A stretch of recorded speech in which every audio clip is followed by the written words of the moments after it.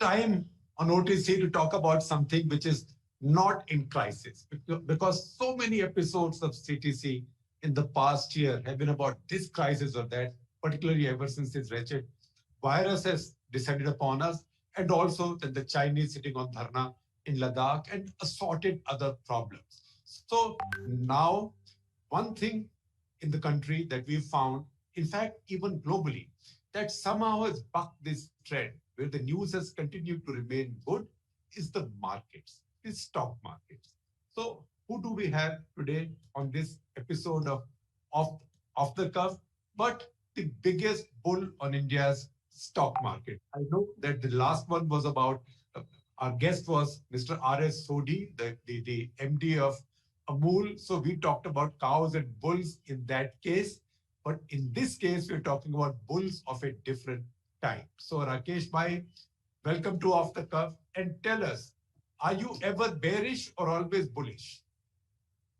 Well, I have made some of my largest wealth by being a bear. In 91, 92, when Harshad Mehta in the scan, I think I made my biggest wealth. I made a lot of money even in the Ketan Parekh time. I made a lot of money when Vedanta and Videocon were. So, see, 95% of the wealth in equity markets is made through being a bull. There are few occasions in life where it's very profitable to be a bear. And I have been one, and I think I look at things as I see it. I'm a born optimist. One of the qualities to be an investor is you have to be an optimist, right? And Shekhar, I made some difficult choices in life. In 1985, I was a chartered accountant from a Bania family, and I wanted to go to the stock market. And my mother said, "Who will marry you?" And defying everybody, and I told my mother that you'll have one less daughter-in-law to trouble you. And I defying everybody in life, I came to the markets. So I'm a bull of the market, and more than that, I'm a bull on India.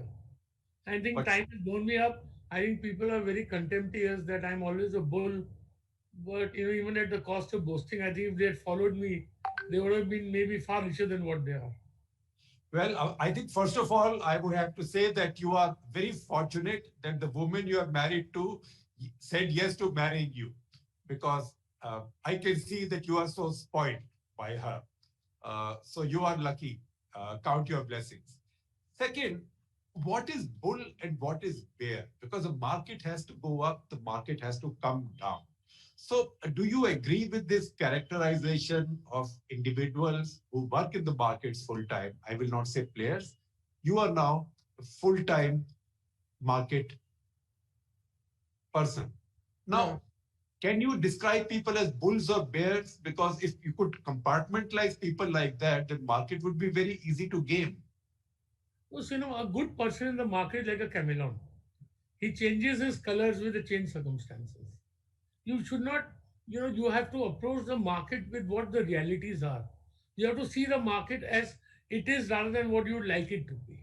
So I don't think that you should be a bull all your life or you should be a bear all your life. You got to change, be a chameleon, change your colors as circumstances change. And I think I'm quite competent and able to do that. I see things as I see them and as they really are, I believe, rather than what I would like them to be. Just because people don't like what I say or people differ with what I think, doesn't mean that there can be contemporaries of me or I can be contemporaries of them.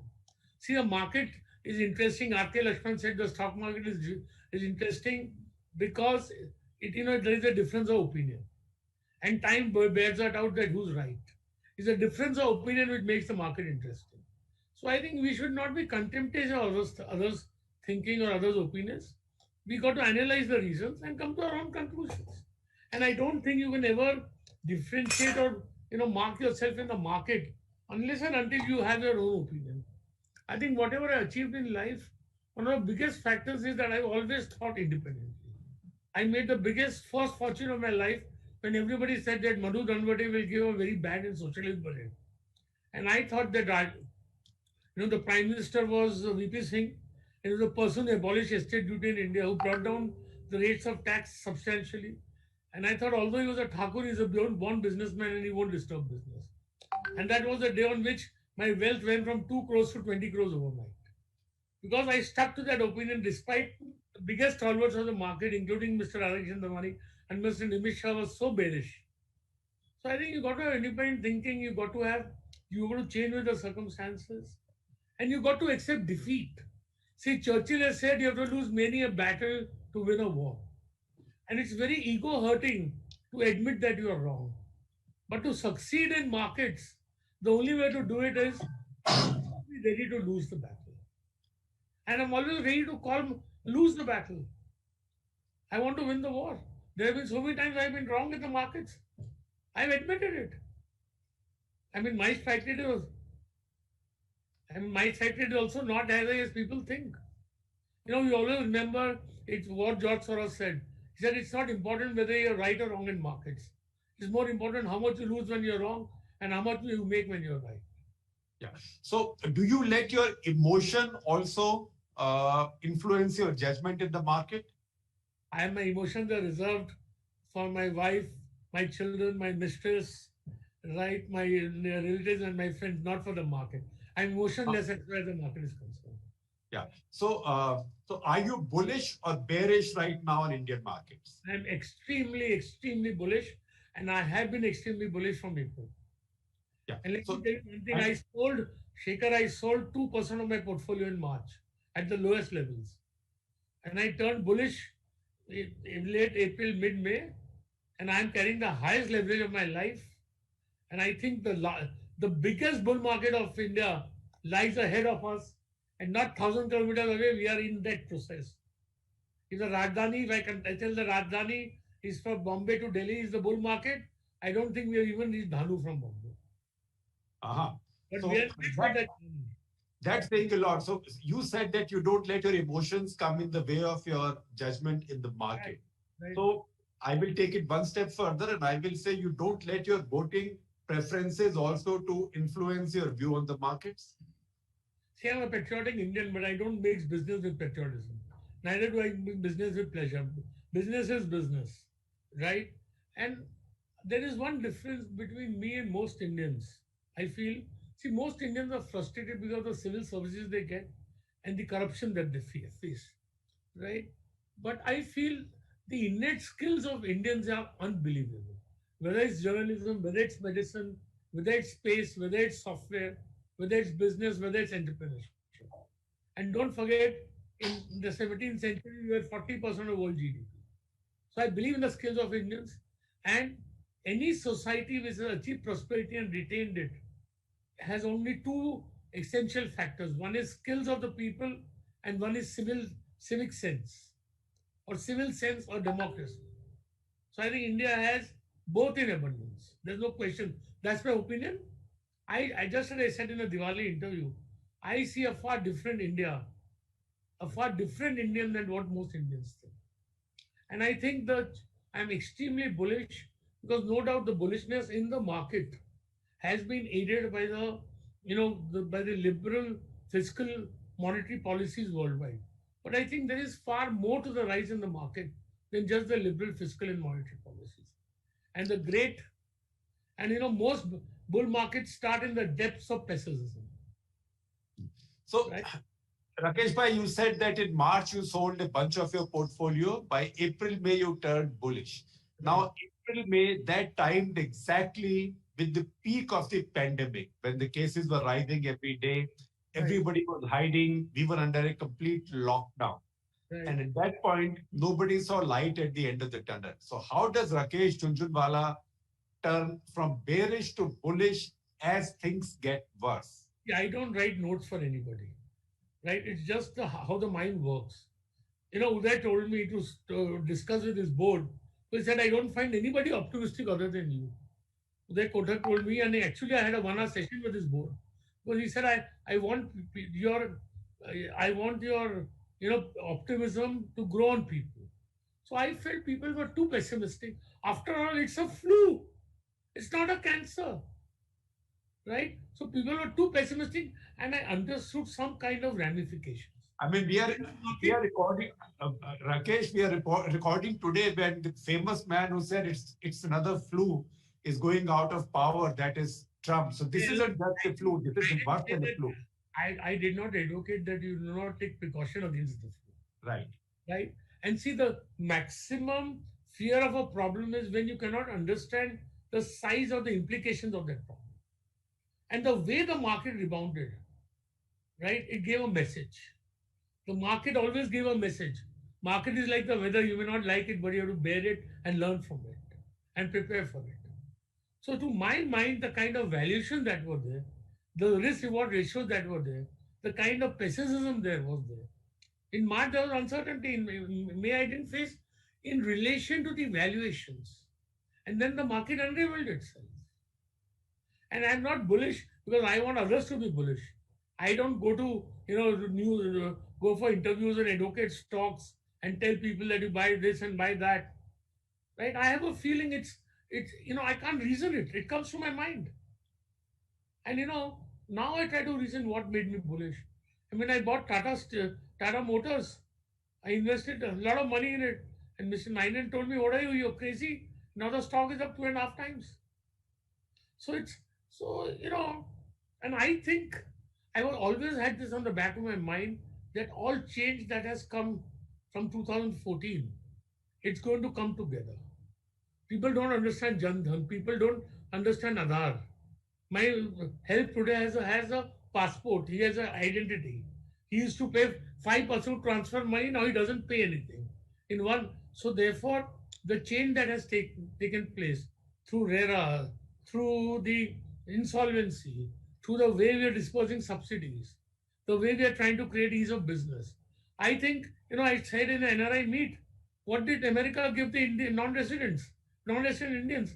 A platform? I think India is giving a platform today. How could I have earned wealth if I did not have the platform of India? So that is where my bullishness basically stems. I think if we grow, I think we'll grow 7% negative this year. Real, right? Next year we'll grow 10% positive. And within 3 to 4 years, I see double-digit growth in India. And I agree to disagree. I may be wrong, but that's my opinion. Yeah. And I put my money where my mouth is.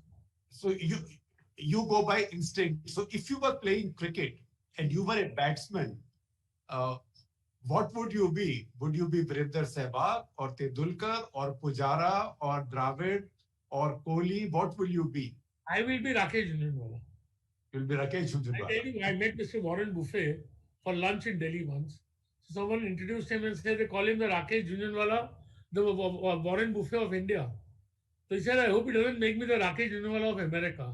I said, I want you to be Warren Buffett and I want you to be Rakesh Jhunjhunwala. So I don't want to be anybody's clone. But if I was chosen as a cricketer, I would be one of the three. They are my three favorite cricketers. Kapil Dev, Rahul Dravid, or the third one is Rahul Dravid, Kapil Dev, and who's the third one? I forget. These are my two role models. Is Tendulkar the third since you live in Bombay? I don't like him at all. You don't like him at all. And of the current ones, Kohli, Shubman, Rohit, None. Pujara. None mind Dhoni. Don't mind Dhoni. Okay. Third. David. Okay. So bit on the order. But tell me something as somebody who's completely innocent to the markets. I mean, if you check my Demat account, I have nothing tradable except some stock option shares of the Indian Express where I used to work there, nothing else. So I'm a complete innocent to the markets. Please tell me, and there are many people like that in India, that how do we understand this phenomenon that when the economic indicators are going down, the market indicators go up. When the economic indicators go up, economy goes north, market goes down. If the market was to act exactly as per economic indicator, the economists would have been the richest. And if I had listened to the economists in life, I would have been a poor man today. So markets are like women, always commanding, always mistress, always uncertain, always volatile, always exciting. And markets are predicting mechanism. They predict the future. They don't look at the present. And they don't look at the past. As Warren Buffett said, if the markets are to be a replica of the past, the librarians would have been the richest. So therefore, markets See, the fact that everybody is foxed, nobody is participating, and market is just not relenting, and there's no scam in the market, right? It shows that the market is long life. You So will we are only, not sitting on a bubble. well, your words make me triple bullish. Because when people are not ready to recognize reality, the markets will not even correct until they recognize reality. The leverage position is going down and markets are going up. It's a bull's dream. Hmm. So I'm now taking some questions from our viewers, and they are all people who are very interested in your line of work. So I have Gurpreet Singh from SBI Mutual Funds, who has a question. What should the equity investor do with the markets at all-time highs? And also, which sectors do you think will do particularly well in the next 2-3 years? There are two parts. Markets are high doesn't mean there are no available good investment opportunities. Some section of the market may be valued, may also be incorrectly valued. But I can see if you give me 500 crores, I'll invest it in 5 hours. I see this kind of opportunity. So don't look at the indexes, look at the individual stocks. Look at the opportunity, look at the risk reward ratios. And as far as sector goes, I see a bull market. I have a prediction to make, Shekhar. I may not Yeah. see it, and you will call me mad. I think in 20 to 25 years, India will surpass China, right? And I see this kind of bull market in India. And in that kind of a bull market, it's like a buffet. It's like a relay race. Everybody's time will come. So all sectors are good. The question is first decide to allocate money to equity and then learn to invest it in a mature manner. So I don't want to invest on stocks. I don't want to advise on stocks. I don't want to advise on sectors. Only thing I can tell you, the most unfavored favored and the most battered stocks are going to give the highest returns. I have Yogesh Shiplonkar of Global Insurance Brokers who wants to know, would you say that the markets are running on hope rather than a bankable idea? Well, for some, it is hope. For some, it's a bankable idea. It's the way you see it, right? How do you see it? I think markets are absolutely firm wicket on reality.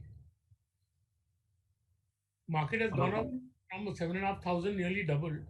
Markets could correct. Suppose it goes down 10%. What difference does it make in view of the game? But I can be sure market's not going to reverse the bull market. Right.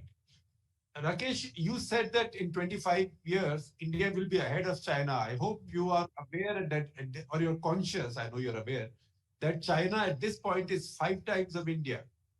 So when I came to the market, there were thousands of people who were richer than me. My best friend was 50 times richer than me. That doesn't mean I couldn't get rich or I couldn't overtake him. So that the fact that someone is going ahead in a race, he cannot be caught up and overturned. I don't believe that. You don't believe But that? don't forget one thing: China's debt to GDP is the highest in the world. That's right. We don't know what kind of social unrest will come in China when. And China is a naturally aggressive nation. So, there are certain things which will take India ahead. I think there are certain things which will take China behind. Okay. So our managing editor, YP Rajesh, wants to ask you a question. I asked you sort of in a more prosaic or elaborate way, but he asked a sharp question. What's the one philosophy that's been your permanent guiding light in the markets? Guru Mantra de do, Rakesh. The means are as important as the ends. In life, whenever I do something, I first understand that am I using proper means? Then there are so many things, there are combination of things. Independent opinion, seeing things as it is, reading, understanding change. Because the biggest opportunity comes in change. And of course, lady luck. We are what we are with the grace of God and the blessing of others. Yeah.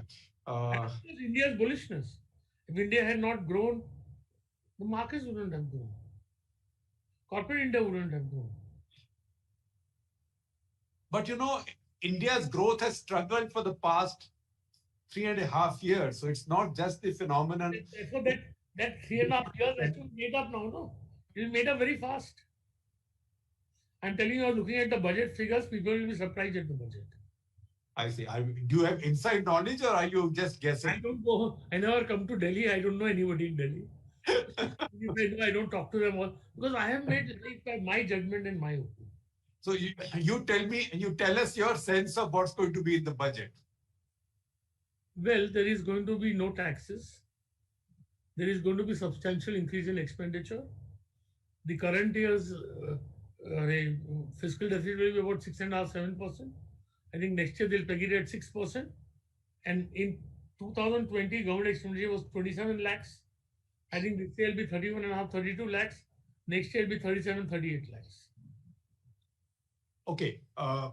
So I will take one more question from R. Talwar of Global Insurance Brokers, who says the dollar has become non-existent in Chinese trading and the US dollar may fall strongly against the Chinese yuan. And it may affect global markets. Now, this is Latin to me. I don't understand. You It understand. never happened. Nothing And has it happened. goes, All rumors. First of and all, it, go, and it goes on to say all global markets were stunned by the decision of e-renminbi, which is set to become first digital currency operated by a major economy. Will this have an impact on India? First of all, you cannot, a country has to be transparent. A country has to be non-aggressive. A country has to be democratic for its currency to be accepted. And you are talking of cryptocurrencies. If the dollar, which is the world currency today, it falls or rises by 2%, it's world news. And the cryptocurrencies fall 20% a day, and they can be currencies. You can believe it, I can't. So you are not quite... Because people are not happy with the markets going up. They're finding all kind of dangers, all kind of reasons, non-existent. You are not a Bitcoin person. You haven't bought into the idea of Bitcoin. I will never buy it. Will never buy it. Why? Because it cannot be a currency. First of all, no sovereign in the world is going to give away the power to issue currency. Right. Right. And second thing is there is so much fluctuation. A currency cannot move in a range of 10% a day. Right. And a currency has to be uniform. Some will accept there will be 20,000 Bitcoin currencies. Who is going to be responsible for that? Currencies have to be stable, they have to be single, they have to be not very volatile. The power to issue has to be with a sovereign. You cannot give the power to create currency to anybody. It's speculation of the highest order. Rakesh, you tell me which Indian leader or finance minister has been the most positive when it comes to the stock markets? Because you've now been around for more than 30 years. I think the biggest relief to the stock market have been given by Mr. Chidambaram. By Mr. Chidambaram. Chidambaram, okay. Tax-free capital gains, dividend, good policies regarding the capital markets. But I think Mr. Yashwant Sinha really understood what the economy was about. And the pension reform that he did was unbelievable. Where my father, he retired as government officer in 1986. He passed away in 2008. His pension was 6 times his last drawn salary. Right. So, and India has had a series of good finance ministers.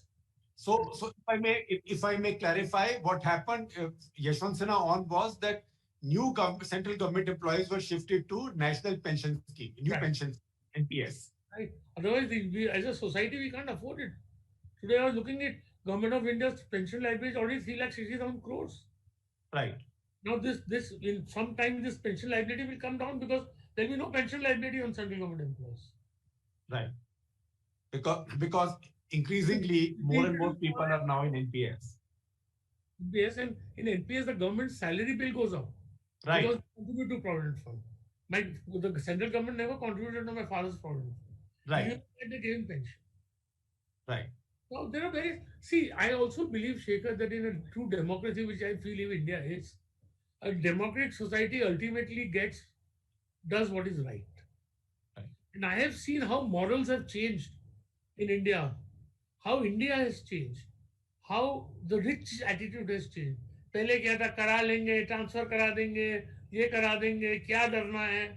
Now everybody shits in that time to do anything wrong. So the way attitudes have changed, The way India has changed.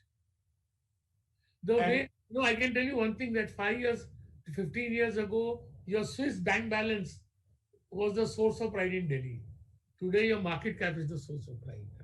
This is how India has changed and not manipulated, genuine. and you Yes, find it, of course, I must share this with you. People and you don't find it, and you find this in the community of investors also, your colleagues, your peers, your I competitors. can't believe how the stock market has changed. It has gone from the wild west. We deliver faster and settle faster than the New York Stock Exchange. I and Yeah. Rekha used to sign 5,000 transfer deeds a month. Now everything is done at the tick of the. So the way we achieve change in India is unbelievable.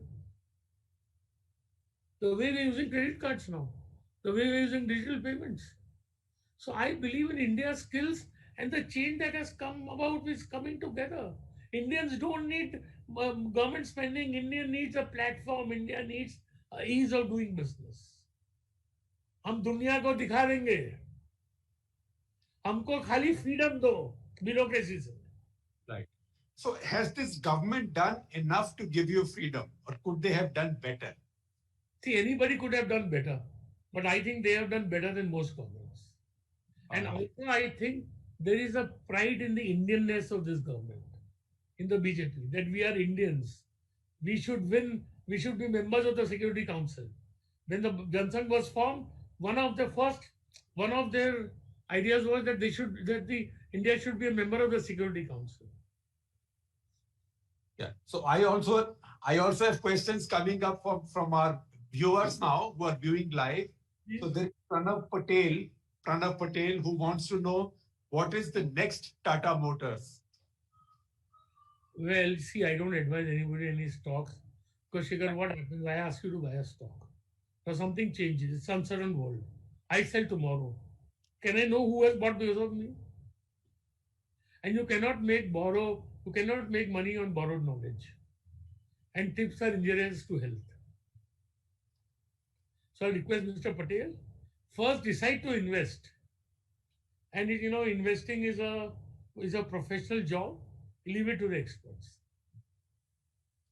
So KK Rajesh wants to know, again, one of our viewers on YouTube, KK Rajesh wants to know, simple thing, what is your advice for a novice investor? Invest through mutual funds or sign up with an advisory? Invest in mutual funds. Invest in mutual funds. And what is the reason you say so? Do SIPs. Invest it every month. In mutual funds. And how well run do you think is the mutual fund industry in India? Because one thing I want to tell all investors, life is about attitudes. Now the attitude is, I used to go and have a drink in a bar called Jeffrey's in Bombay. So 8 o'clock people will come, what do you think of the market? I tell them, boss, abhi bahut ho gaya market, let me relax. Then some pretty girl will come and ask me, I can tell her no. So I tell her, go and buy X and Y. She says, how much will go up? I'll say double in 3 years. Boss, double in 3 years? I said, this of the Bombay or the Mahalakshmi race course, go and bet there.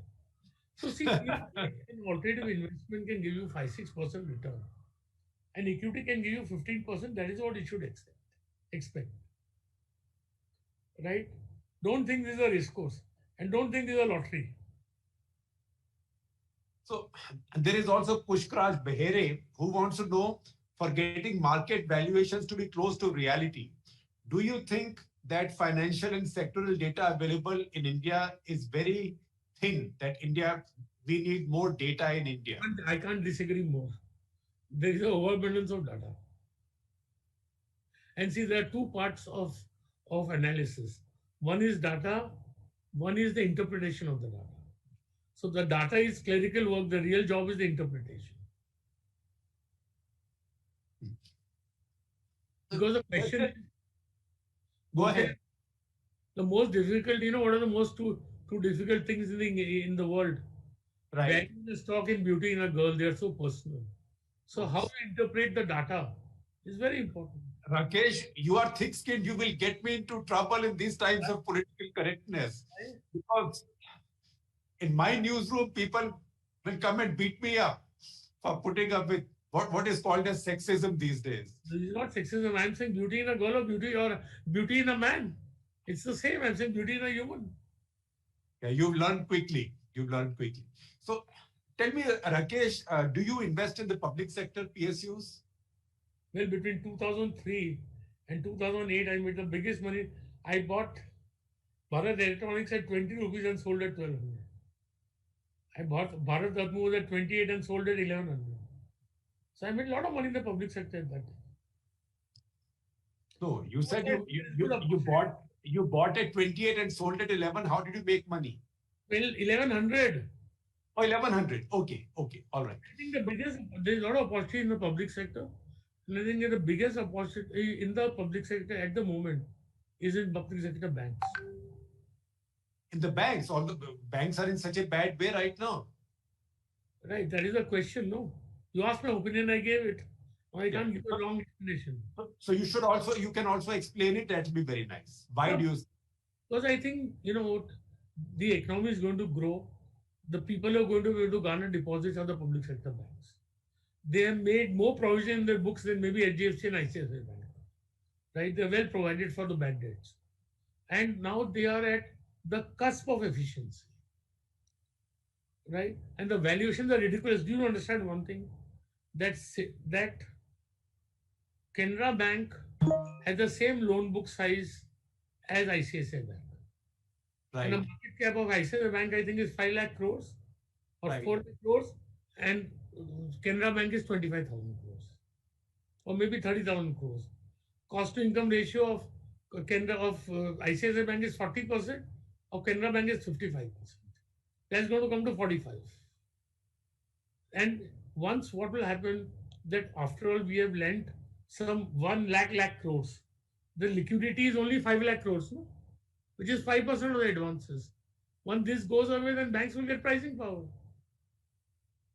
And in no country in the world does a credit cycle take place before 8 to 10 years. So, and do you think this government will carry out the reforms that the PSU banks need? They are in the process of carrying it out. They have merged the banks. They are going to sell some of the banks. See, it is very difficult to change anything in Shekhar in India. I don't understand this farmers' agitation. The richest farmers in India are agitating. And the poor farmers for whom this policy will benefit, nobody is concerned about them, including the Honorable Supreme Court. Western UP, some parts of Punjab and Haryana, they are the only people. And we are wasting 1 lakh crore of food subsidy for 1/10 of India. Because they are making the wheat which nobody needs. More than wheat. There is so much vested interest in everything in India. So change anything or reform anything is so difficult. And the farmers' agitation are the biggest example of that. I mean, look at the way Mr. Gulati is one of the most respected agriculture economists. And Mr. Raghuram Rajan, 2014, he suggests and tweets that this reform should be done. And 2020 criticizes it. What kind of what kind of people we have here? Oh, actually, I have to say that both Ashok Gulati and Raghuram Rajan have been on Off the Cuff. And while you write about Ashok Gulati, Raghuram Rajan does not criticize the reforms. He says that this was done by Jhatka. This could have been done more gently or through persuasion. Does Mr. Raghuram Rajan have one good word for anything India has done in the last 5 years? No, Except for what? I don't think he has a good word for India. I want to take him up. He does nothing but criticizes. I would love to put you and Raghuram Rajan. I would love to. Together in an argument. That will also be everything he sees darkness, he sees no light. Also, Ramya wants to know, my colleague Ramya Nair, you have recently backed a gaming venture. Do you think that gaming will be the next big industry that comes up? It already is. I can see my wife. She doesn't use my digital medium, but she plays on the phone. So that, my servants, the kind of penetration it will take place. Undoubtedly, I don't play any games, but when I see the people around me, They're playing games all the time. Yeah, I only play Ludo. You play Ludo and you play the market. Now, Ramya also has another question, which is a The market is my profession. completely different question because she's better informed than me. It's easy to be better informed than me on the markets, but she is very well informed. She says, what do you anticipate with a mega IPO like LIC? Do you think the market will have appetite for something like that? Surely. Worldwide there will be appetite. Worldwide. And India. And will you be moving some money there? Well, I don't know what I'll be doing. And I don't comment on specific opportunities. Generally, I don't put money in IPOs. Yeah. So I have Girish, you don't put money in IPOs. Okay. Generally, I don't. Generally you don't, but you are not saying that you will not in this one or you will in this one. Never say never. Never say never. Okay. So now I have Girish Patel, who asks a good academic but important question. That what kind of parameters, we know that you have your instinct, but what kind of parameters should one have while evaluating a company for investment? See, first thing I look at opportunity. Opportunity I define in the sense that how many tourists and how many business people will come to Bombay to stay in hotels. So that is the opportunity in hotels. If the opportunity is large, right, then the growth possibilities are large. Example, toothpaste consumption, right? Software, Infosys wouldn't have been Infosys if the internet was not born. If the application of digital technology had not, had not developed so much. So that's opportunity. Then if there is opportunity, then we look at the competitive ability in a capitalist society, in a competitive society. Is my company going to be competitive? Competition can arise from technology, it can arise from marketing skills, it can arise from tariffs, it can arise from so many factors, from efficiency, size. Then I look at the ability to grow. My friend Durgesh asked me, should I invest in small cap or large cap? I said, I want to invest in the small caps, which are going to become large caps. I Right. look at what I call is scalability. I saw on a Fiat, when I grow up, will I be a Mercedes?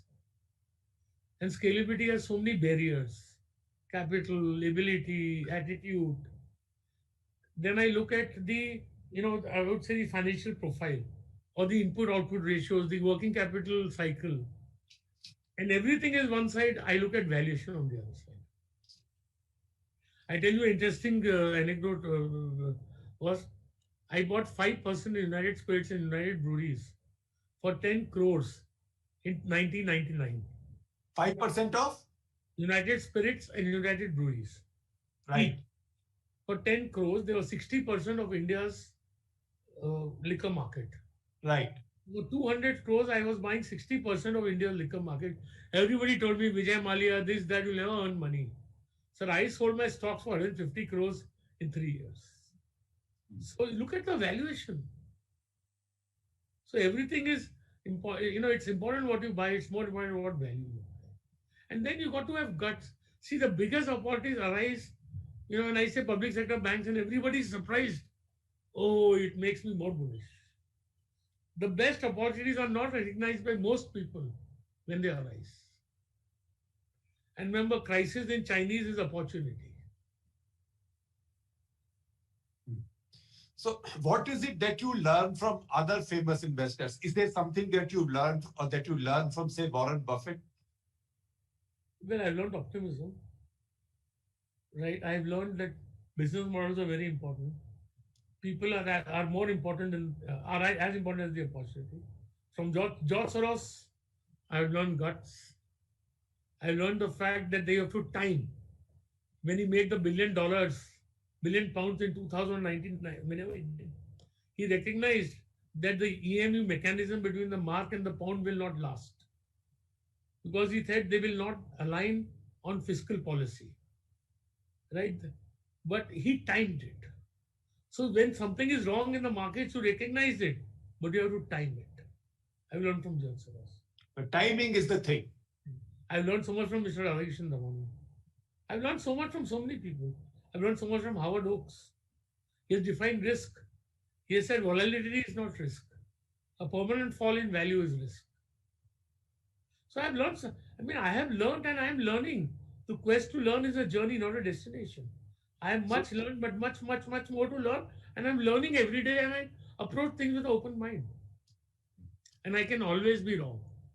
I was the most dogmatic fellow who came to the markets, but markets have humbled me. They have taught me I can always be wrong. so give me some examples of when the market proved you wrong.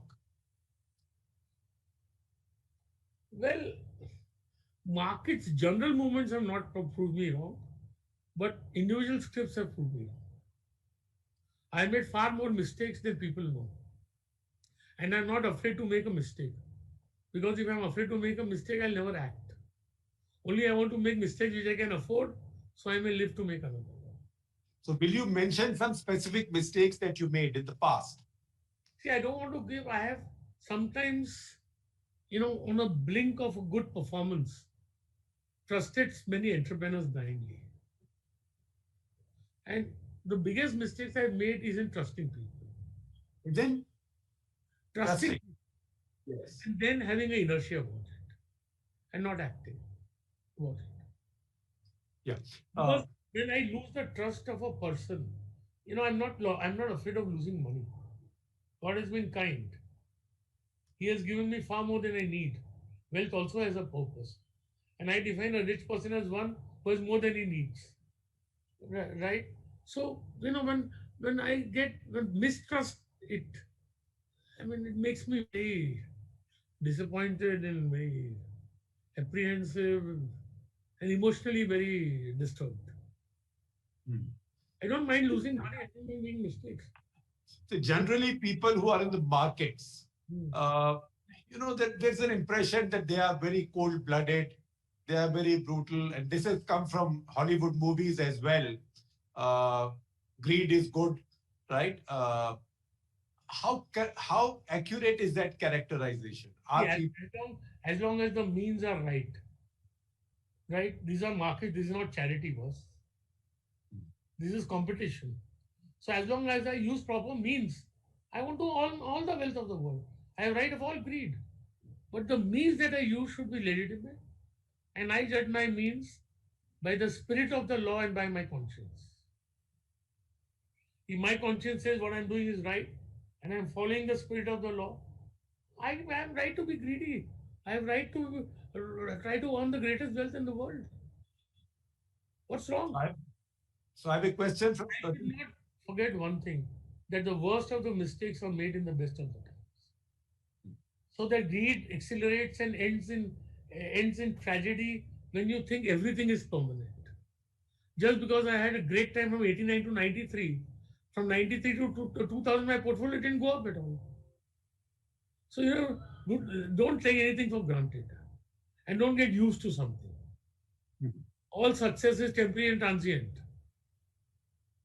as is all failure. Absolutely. So I have Prasenjit Mandal, again one of our viewers live, watching us live, who wants to know, it's a tricky question, what do you think of the performance of the current finance minister? Well, I think fair enough, not good, not bad. Okay. Not good, not bad. Okay. So what could she do now with this budget that will make you say, oh, this is good? Be bold, don't impose taxes, let growth come, and then you think of taxing. Well, because some things fester. For example, you have this Vodafone case, you have the Cairn case. These are all retrospective tax cases with BJP itself has said. They will die the natural death. Pardon me? They will die the natural death. See, But there are broader questions, not about the Vodafone case. The broader question is about the right to tax. right. It's not about retrospective or prospective. Some of the judgments in the Vodafone case are questioning the right of the government to tax. Right? It's that doesn't matter. And I don't think she's the one who's deciding whether to appeal or not. And what does it matter? We have one of the lowest corporate rate tax in the world now. So that's okay. But would it help if Modi government withdrew this retrospective part of it, keep the current part of it, They are but not withdraw they are not they are not imposing any taxes retrospectively, and they have kept to their word. Yeah, but once the cases that fester. It will fester and what is there? Yeah, Right? but what happens is as long as the laws are on the books, then someone else could come and misuse things. But So why not change the laws? there is no retrospective law in the books now. You cannot, first of all, there is a law of limitation which applies in spite of the retrospectiveness. You cannot open my 15-year-old income tax assessment. Well, I mean, yes, but I think in this case, I agree it would have been better if they had not appealed. But having now appealed, what does it matter? yeah, okay. Not So going to stop the flow of money into India. that's what I wanted to hear. That you have a view that the better thing would have been to not appeal. But now they have done. It's not such a big deal. Now, do you see? This is Jayant Ranganathan, who wants to know. Do you see? You told us that India will exceed China in 25 years, but do you see in the next 5 years India reaching that $5 trillion level? I don't say 5 trillion in 5 years, but I think India will surprise on the upside. Surprise on the upside. But would you put any number to it? How much? Or See, what I feel is that 21, 22 will come to 10% growth. Real right. growth, not inflation with inflation, not nominal. And I think then we'll go to 6, 7, 8, 10 like that. And I think 10 is where we will peak. So I have my colleague Mansi Fadke, who's also asking you a trick question. She says now that almost 4 years have gone since the demonetization. Do you think this was a good idea or a bad idea? How did it work? Does it matter what I think? It was an effort we didn't succeed. That's all. Yeah, it was not a bad idea. It It was not a bad idea.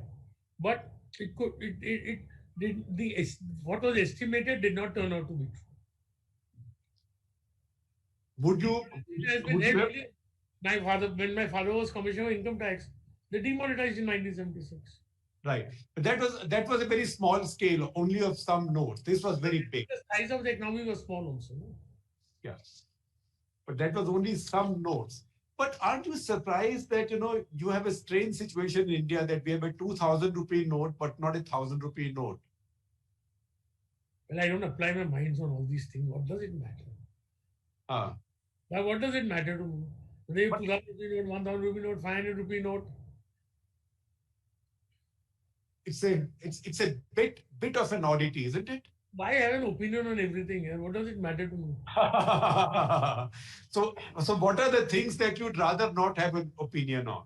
I don't know you to be as somebody who doesn't have an opinion on anything. You have an opinion on everything. First of all, I don't want to have an opinion on other people's standards and conscience. I don't want people to have an opinion of my conscience and my standards in life. And I don't want to have an opinion on other people's conscience and standards. To each his own. Now, if you were to be financial, I don't want to have an opinion on people's personal habits, on their personal life, on their personal priorities. If someone has an open marriage, who am I to comment on it? I'm a liberal. So that is, I don't have an opinion on anybody, whether he's gay or whatever it is, that's their life. So I don't want to, and I don't want to have an opinion on anybody's religion, on anybody's thoughts, unless and until it infringes on other people's opinions, other people's religion, or freedom of thought. Will you give an example of that? Will you illustrate it? See, I asked Mr. Ratan Tata that you are also a minority, no? What is the problem you have in this country? I want to ask a Jain, I want to ask a Buddhist, I want to ask a Protestant. But I have a problem if Islam or Catholicism wants to convert Hindus. Right? I don't mind, you believe in Allah, I think there is a God, I don't know what his name is. Whether it's Krishna or Jesus is God to me, Krishna is God to me, Allah is God to me. But he says you don't leave Christianity, you leave Krishna and become a Bhakt of Allah. I object to that. I don't want you to become a Bhakt of Krishna. And I don't want you to try to make me and others Bhakt of Allah. I have no objection on whatever your culture is, whatever your thoughts are. But if you say that we are kayas, I don't accept it. I'm most liberal in thought. I want to respect everybody's religion, everybody's culture. everybody's food, everybody's dress. So going ahead, Rakesh, coming back to the markets because we are coming to the end of this session, what kind of annualized returns do you expect or do you target on your investments? And what is it that you think somebody investing in mutual funds be expecting now? 18 I'm a Raja, 18 I'm a king, 21% I'm an emperor. Elaborate that. If I get 15% return, I'm a Raja. If I Raja. get 18%, I'm a king. If I Yes, get 21%, I'm an emperor. you're an emperor. So 15, 18, 21. Anybody who wants to make more than that should go to Mahalakshmi Racecourse. I mean, it's practically it's in a long care. See, if someone asks me my return, I started with 5,000 rupees. Right. Nobody gave me any money, except whatever I took, I was on debt. So if I take my annualized return, I never calculate all that because I don't have to report to anybody except my wife, and she's most uninterested. I've never calculated my return on my portfolio until today, and I don't calculate allocation also. My partner keeps explaining to me that our exposure to Titan is too high. We should reduce it because percentage wise it's too high, and I don't win all those theories. So, I mean, if you get 21% return, your money doubles in 3.5 years. Boss, what do you? It's a dream. The dream, yes. And I'm talking periods of time, I'm not talking 1 or 2 years. In my And case, to expect more is greed. it's not practicable. To expect is okay, but it's not practicable. You have to see reality, no? मैं Yeah. सोच रहा हूँ मैं तो राजा हूँ मेरे को 89 से 93 में मेरी वेल्थ 2 करोड़ की 200 करोड़ हो गई तो 93 से भी 98 800 करोड़ होनी चाहिए it's not practical not possible Right.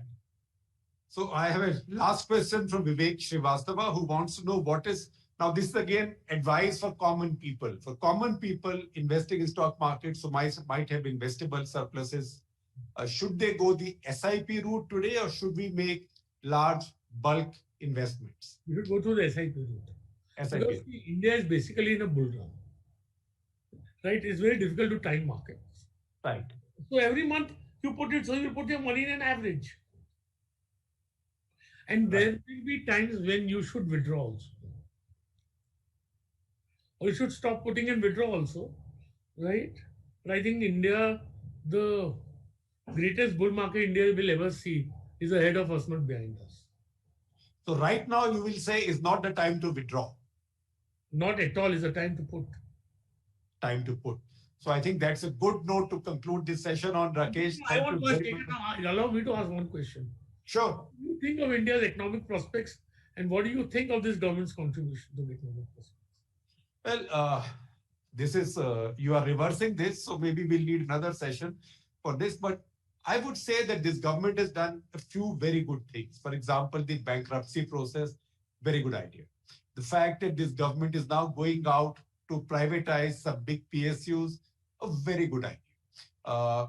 Some of the things like, say, e-assessment of your income tax returns, a very good idea. But at the same time, the government has not got a lot of things right, particularly in detail. I think these sudden shocks to the market like demonetization, bad idea. Poorly thought through, and it also knocked confidence a bit. The new protectionism that's coming in, the increasing duty protection for Indian industry is not a good idea because that will give impetus for people to be non-competitive. Enterprise works much better when you are competitive. So I think it's a mix, but I do think that at the same time, on the positive side, they've kept fiscal deficit in control and they have kept inflation in control. Once again, if you ask me for the good things they've done, and I know that this is a very unpopular thing for me to say, and I will get trolled for it, which is that this government continuing to raise excise on fuel is a good idea. Because most people who are paying that tax are vehicle owning people. So we are not taking it from the poor.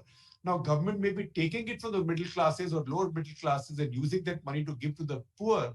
So there is a bit of a Robin Hood effect, but I don't think that in this time and age, carbon should be made cheaper. And what happens is you make it cheaper, tomorrow crude prices go up, you get into trouble. So I think if several things are good, but several things are problematic. And I do not like this excessive emphasis right now, the kind of, I would say, obsession for Swadeshi and Atmanirbhar, because we cannot do it this way. But, let us see how things go.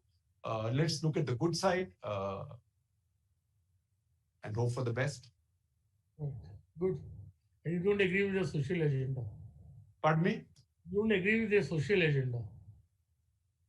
No, that will require a whole episode, and we'll do it at some other time.